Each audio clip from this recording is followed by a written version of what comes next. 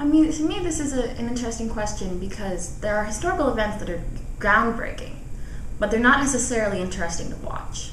You realize that time is an accident of causality, and just because we have a particular position does not mean that something in the future is not history. Does it have to be a historical event that has already happened? Yeah. Or they're very sort of vague and you wouldn't be able to tell what was going on at the time. So, all right, in canonical history... It's a tricky question because what you really want is a visually fascinating historical event.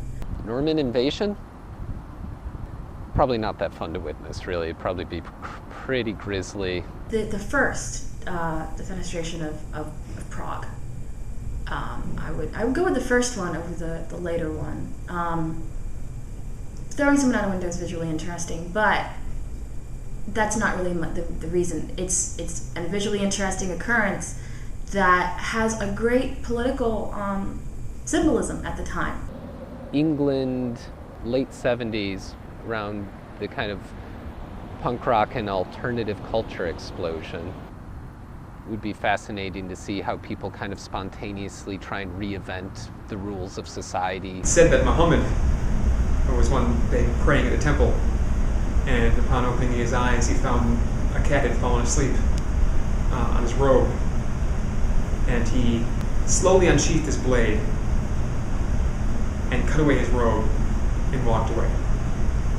I would like to be the cat.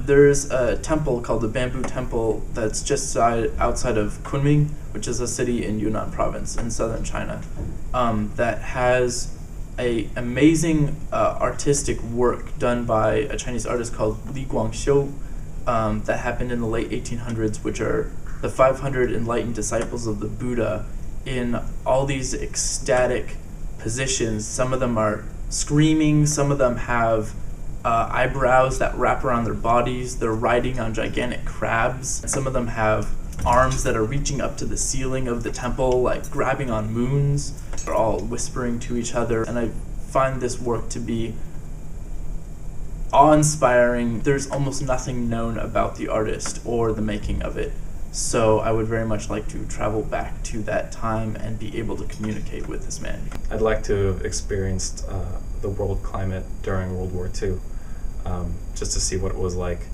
for, much of the world to just be pitted against itself, and just the pervasive mentality that would come from that, and just the involvement that people had.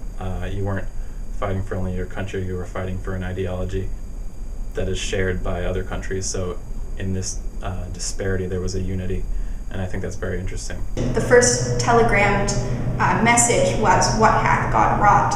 And I think it's a very poignant sort of moment. It sort of marks the shift in human consciousness and sort of our ability to communicate with each other. The notion of instantaneous communication actually boggles my mind, and we haven't had it for most of human development. It's been 200 years or something like that. I would have liked to have seen Alexander coming across Diogenes of Sinope in Athens. Alexander, who admired philosophy and knew of Diogenes, and approached him as someone respectful of philosophy might approach a sage. And Alexander the Great said to Diogenes of Sinope, the man who slept in a wine vat, he comes to Diogenes and he says, "Diogenes, tell me one thing that I can do for you. What would you like most from my empire?" And Diogenes looks up to him and he says, "Get out of my light."